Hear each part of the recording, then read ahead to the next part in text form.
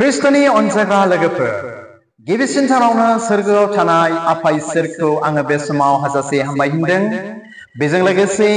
दायो जायफ्रा आंनि बे भिडिअखौ नायगासिनो दङ नायगिरि साफ्रोमनिसिमबो प्रभु जिसु ख्रिस्ट'नि गोजोननाय आरो आंनि खुलुमहरनायखौ बयनिसिमबो गिबियावनो प्रभु जिसु ख्रिस्ट'नि मुङै जासिहरग्रोनाय जाबाय। आरो दिनैनि बे दिनजों लोगोसे नोंथांमोननिसिम गोथार बाइबेलनिफ्राय मोनसे गोदान भिडिअ आं दिनै लानानै फैबावलायबाय। थ' बेनिखायनो आसा खालामदों नोंथांमोना आंनि भिडिअखौ जोबजासे नायलांगोन आरो नायखांनायनि उनाव माबा मोनसे इसोरनि बोर आरो आशीर्बाद बा हेफाजाबखौ नोंथाङा मोनदांगोन होननानै प्रभु जिसु ख्रिस्ट'नि मुङै आङो मिजिंथिहरबावदों। अनजाग्रा ख्रिस्ट'नि बिसियाफोर आरोबाव गोथार बाइबेलनिफ्राय बे मोनसे गोदान टपिक आं दिनै लानानै फैबावलायबाय। थ' बेनो जाहैबाय बे टपिकआनो जाहैबाय how to success our dreams. जोंनि जे सिमां, जोंनि जे उद्देश्य, जोंनि जे थांखि, बे थांखि, बे सिमां, बे उद्देश्यखौ माबोरै जाफुंहोनो आरो बेनि सायाव गोथार बाइबेला बे थांखि, बे उद्देश्यखौ जाफुंहोनायाव मा बुंदों। दिनै बे गोथार बाइबेलनि जुगिदिनै नोंथांमोनजों बेनि सायाव आं दिनै सावरायनो सानदों। अनजाग्रा आंनि भिडिअखौ नायगिरिफोर, थारैनो बेयो नंगौ। दिनै जोंहा बुहुमाव थांनानै थानायाव आरो गावनि क्वालिफिकेसनफोरखौ लानानै जोंहा बयबो मोनफा मोनफा थांखि दङ। लेखा रोङियानो जाथों, लेखा गोरोङानो जाथों, बुहुमाव थांनानै थानाय साफ्रोम मानसिहानो गावबा गाव मोनफा नङा मोनफा थांखि दं। दिनै बे थांखिखौ जाफुंहोनायाव इसोरनि बोर नांगौना नाङा, इसोरनि हेफाजाब नांगौना नाङा, जों दिनै गोथौयै मिथिनो फै। अनजाग्रा ख्रिस्ट'नि लोगोफोर, आंथ' एसे गिबियावनो होनबाय बे थांखिखौ जाफुंहोनायाव इसोरनि बोर नांगौना नाङा, फै जों गोथौयै मिथिनि। आरो आङो बुंबाय साफ्रोमहाबो दिनै मोनफा नङा मोनफा दिनै उद्देश्य, दिनै थांखि दङ। अनजाग्रा आंनि भिडिअखौ नायगिरिफोर, अब्ला फै बे समाव जोंनि गोथार बाइबेला मा बुंदों बेनि सायाव जोङो एसे फरायनानै आं नोंथांमोननो खोनासंहोग्रोनो सानबाय। थ' बेनि सायाव बाइबेला बुंदों, बेखौ मोननो हागोन गाहाम खौरां माथाइनि 6 बालाबनि 33 सिरि। Gospel of Matthew chapter 6 verse 33. So dear friends, there is written like this the word of God. नोंसोरो बेनि रायजो आरो बेनि धोरोमखौ नागिरग्रो, अब्ला बेफोर गासैबो नोंसोरनो होदेरनाय जागोन। बे बाथ्राखौ ख्रिस्टियान साफ्रोमबो मिथिखागौ, मिथियै बाखि गैया। नंगौना नङा अनजाग्रा ख्रिस्ट'नि लोगोफोर? Everyone Christians knows about this verse, this Bible verse. मा? जुदि जोंनि थांखि, जोंनि उद्देश्य बेखौ जाफुंहोनांगौब्ला दिनै गोथार बाइबेला दिनै मा बुंदों? अनजाग्रा आंनि भिडिअखौ नायगिरिफोर, आंथ' एसे गिबियावनो होनबाय जों साफ्रोम बयहाबो मोनफा नङा मोनफा थांखि दं। दिनै बे थांखि, बे उद्देश्यखौ जाफुंहोनायाव दिनै जोङो ख्रिस्टियान जानायखाय, नोंथाङा सासे ख्रिस्टियान जानायखाय आरो जों जिसु ख्रिस्ट'नि बिसास जानायखाय दिनै इसोरनि बाथ्रा बाइबेला दिनै जोंखौ, आंखौ बा नोंथांखौ दिनै बेखौनो फोरोंदों। मा होनना फोरोंदों? नोंसोरो होनदों जोंखौ बेनि रायजो आरो बेनि धोरोमखौ नागिरग्रो। सोरनि? बे इसोरनि रायजोखौ जों नागिरग्रोनो नांगोन आरो बे इसोरनि धोरोमखौ जोङो होसोग्रोनो नांगोन। अब्लासो बे इसोरा जे जोंहा थांखि दङ, जे नोंथाङा जे थांखि दंमोन, जे उद्देश्य दंमोन, बे गासैखौबो बे इसोरा जाफुंहोगोन आरो मा होदेरगोन। दिनै बे बाइबेल सिरिया दिनै जोंनो बेखौसो फोरोंदों। अनजाग्रा आंनि भिडिअखौ नायगिरिफोर खोनासंबाव, नोंसोरो बेनि रायजो आरो बेनि धोरोमखौ नागिरग्रो, अब्ला बेफोर गासैबो नोंसोरनो होदेरनाय जागोन। अनजाग्रा ख्रिस्ट'नि लोगोफोर, दिनै जों ख्रिस्टियान जानानै जों साफ्रोमबो बे बाइबेल सिरिखौ मिथिखागौ। दिनै मिथिसेयावबो जोंनि थांखिखौ जाफुंहोनांगौआव जोंनि उद्देश्यखौ जाफुंहोनांगौआव जों दिनै मा मावो मा खालामो जोङो होसो होसो आखायाव थाखा फैसा लानानै जों दिनै नागिरो थाखा फैसा थफ्ला लानानै जोङो नागिरो गिदिर गिदिर अफिसारफोरनि अफिसफोरनि दरखंफ्राव दिनै जोङो थाङो साख्रि नागिरनायनि बेलायाव आरो मा बिदिनो बायदि बायदिनि बेलायाव नाथाय बाइबेला दिनै जोंनो बेखौ फोरोंबाय अनजाग्रा आंनि साबस्क्राइबार्स एन्ड माय डियार भिउआर्स बे थांखिखौ जाफुंहोनायाव जोङो सिगां बे इसोरनि रायजोखौ जों नागिरग्रोनि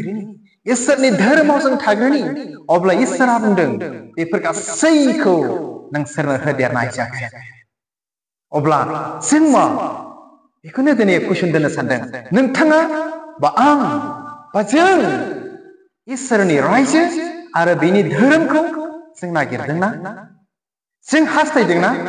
जोङो बेनि रायजोआव जों थादोंना अनजाग्रा आंनि भिडिअखौ नायगिरिफोर बिनि रायजोआव बा बिनि धोरोमखौ नागिरनो रोङैयावनो मिथिबायना जोंनि गोबांथार थांखि प्लान पलिसि उद्देश्यफ्रा दिनै फेइलार दिनै जानो गोनां जायो आरो दिनै जोङो बे फेइलारखौ लानानै गोसोआव गाबनो गोनां दिनै जों जायो अनजाग्रा आंनि भिडिअखौ नायगिरिफोर बेनिखायनो फै जोङो दिनैनिफ्राय जोंनि थांखिफोरखौ जाफुंहोनांगौनि थाखाय फै जों इसोरनि रायजो इसोरनि धोरोमखौ जों नागिरग्रोनि अनजाग्रा आंनि भिडिअखौ नायगिरिफोर जेन' नोंथांनि थांखि आंनि थांखि जोंनि थांखिफ्रा जेन' साक्सेस जायो थांनानै थानायावहाय आरो मोनसे बाइबेल सिरि फरायनानै खोनासंहोबावनि थ' बेखौ मोननो हागोन बोसोन बिजाब 16 बालाबनि 3 सिरि Proverbs chapter 16 verse 3 बेयाव बेबायदि लिरदों नोंनि मावनो साननाय बादिनि थाखाय फोरबोनिफ्राय बोर बिदो अब्लानो नोङो मावफुंजोबनो हागोन खोनाबायना मा होननानै बुंदों नोंनि मावनो साननाय मानिनि थाखाय फोरबोनिफ्राय बोर बिदो अब्लानो नोङो मावफुंजोबनो हागोन अनजाग्रा आंनि भिडिअखौ नायगिरिफोर जोंनि जे थांखि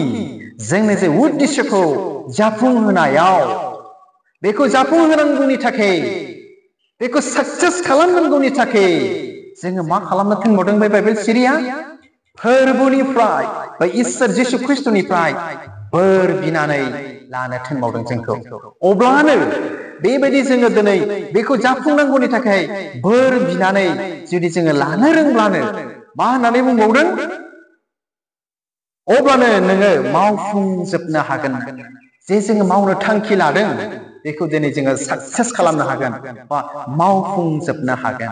बेनि सिगां जों दिनै इसोरनाव बोर बिनानै लाग्रोनांगौ बे बाइबेल सिरिया दिनै जोंखौ गाहामथारैनो फोरोंबावबाय अनजाग्रा आंनि भिडिअखौ नायगिरिफोर जों दिनै ख्रिस्टियान जानायखाय बेखौ मिथिथारनो दिनै जोङो नांगोन नङाब्ला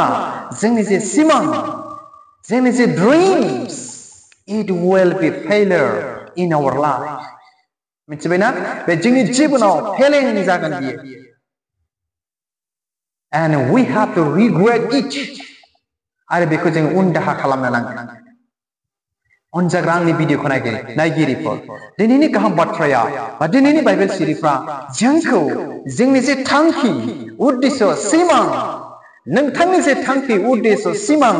बेखौ जाफुंहोनायाव मा दिनै हास्थायदों मा जोंखौ फोरोंदों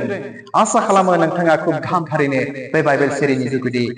मिथिबाय बुजिबाय होननानै नायगिरि साफ्रोमनिसिमबो फोरबो जिसु ख्रिस्टनि मुङै आं मिजिंथि हरबावदों आरो बेजों लोगोसे जायफ्रा गोबांथार थांखि लानानै दिनै जाफुंनायखौ मोनाखै बा साक्सेस जायाखै थांखिफ्रा उद्देश्यफ्रा सिमांफ्रा फैदो जों दिनैनिफ्राय बे इसोरनि रायजो आरो बेनि धोरोमखौ जों सिगां नागिरगोन आरो जे जोंनि थांखिया जाफुंनांगौनि थाखाय जोंनि सिमाङा साक्सेस जानांगौनि थाखाय बे फोरबोनाव बे इसोरनाव बोर जोङो बिनानै लाग्रोदिनि अब्लानो जों गासैखौबो मावफुंजोबनो हागोन अनजाग्रा आंनि भिडिअखौ नायगिरिफोर दिनै जोंनि गोबांथार बिमा बिफा बिदा फंबायफोर दिनै दङ ना थांखिफ्रा जाफुङाखसै सिमाङा साक्सेस जायाखसै गोसोआव गोबांथार निराशा हताशाजों बुंफबनानै दङ गोबांथार डिप्रेस दिनै जानानै दङ बे थांखिफोरखौ जाफुङैयावहाय थाखा फैसाल' थांबाय थांखिया जाफुङाखिसै अब्ला जोङो दिनै मा खालामनो नांगोन सोरबा जुदि ख्रिस्टियान जानानै थांखिफ्रा उद्देश्यफ्रा जाफुङाखैब्ला जिखुनु जा उद्देश्यफ्रा दिनै जाफुङाखैब्ला फै जों बे इसोरनि रायजो आरो बेनि धोरोमखौ नागिरग्रोनि आरो बे इसोरनाव दिनै जों बोर बिनानै लानि जेन' जोंनि सिमां जेन' थांखिफ्रा जाफुङो आरो साक्सेस जायो आरो जिउआव रंजानाय आरो गोजोननायखौ जेन' जों मोननो हायो अनजाग्रा आंनि भिडिअखौ नायगिरिफोर दिनैनि दिनाव जोंहा गोबांथार सिमांफोर दिनै दङ सिमांफोर जाफुंजायै थांखिफोर दिनै बेफोरबायदिबो दिनै जोंहा दङ अनजाग्रा आंनि भिडिअखौ नायगिरिफोर बे बाथ्राया नोंथांमोननि थाखायल' नङा आंनि थाखायबो आरो जोबनायाव मोनसे बाइबेल सिरि फरायनानै खोनासंना होनो थाखाय आं लाबावबाय थ' बेखौ मोननो हागोन Psalms chapter 37 verse 4 गितफोरनि 37 बालाबनि 4 सिरि बेयाव बेबादि बुंदों आरो फोरबोखौ गावनि सुखनि रोदा होननानै मिथिदो अब्ला बियो नोंनि गोसोनि साननायखौ जाफुंहोगोन एकदमबारे बुंथारदों मा होननानै बुंदों फोरबोखौ गावनि सुखनि रोदा मा होननानै मिथिदोनो बे इसोरखौ बे फोरबो जिसु ख्रिस्टखौ जों दिनै ख्रिस्टियान जानायखाय नोंथाङा बा आं जों बयबो मिथिथारनो नांगोन जे बे इसोरा जोंनि सुखनि रोदा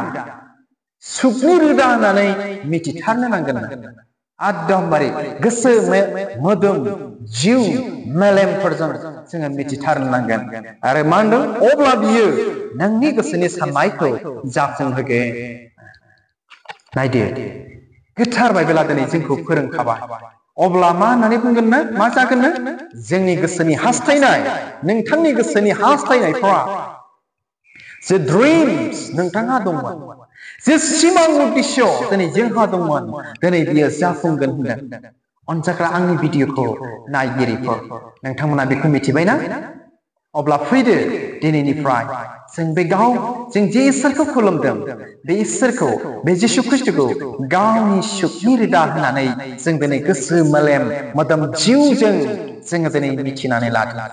जेन' बे इसोरा जोंनि सिमां जोंनि ड्रिम्सफोरखौ जेन' साक्सेस खालामो जाफुंहोयो जोंनि गोसोनि हास्थायनायखौ जेन' बे इसोरा फुरा खालामो अनजाग्रा आंनि भिडिअखौ नायगिरिफोर दिनैनि दिनाव आंबो एसे गिबियावनो होनबाय बेबादि दुखुजों बुंफबनाय बिदा फंबाय बिमा बिफाफोर दं मा थांखिया जाफुङैनि थाखाय बेनिखायनो फै बे थांखिखौ जाफुंहोनो थाखाय दिनैनिफ्राय बेनि रायजो बेनि धोरोमाव जों थाबायनो बे फोरबोनिफ्राय जों बोर बिनानै लानो आरो बे इसोरखौ जों गावनि सुखनि रोदा होननानै जों साननानै लानो जेन' थांखि जेन' जोंनि उद्देश्य ड्रिम्सफ्रा नोंथांनि उद्देश्य थांखि ड्रिम्सफ्रा जेन' साक्सेस जायो अनजाग्रा आंनि भिडिअखौ नायगिरिफोर अब्ला बे समाव आंनि भिडिअखौ नायगिरि साफ्रोमनिसिमबो फोरबो जिसु ख्रिस्टनि मुङै आं मिजिंथिहरबाय जायफ्रा थांखिफ्रा जाफुङाखै how to success our dreams बे टपिकनि गेजेरजों गाहाम थारैनो बुजिबाय मिथिबाय आरो दिनैनिफ्राय नोंथांमोननि थांखि आरो उद्देश्यफ्रा जाफुंगोन होननानै नायगिरि साफ्रोमनिसिमबो फोरबो जिसु ख्रिस्टनि मुङै मिजिंथिहरनानै दिनैनि गुसुं भिडिअखौ बेयावनो दोनबाय गोजोन्थों खुलुमबाय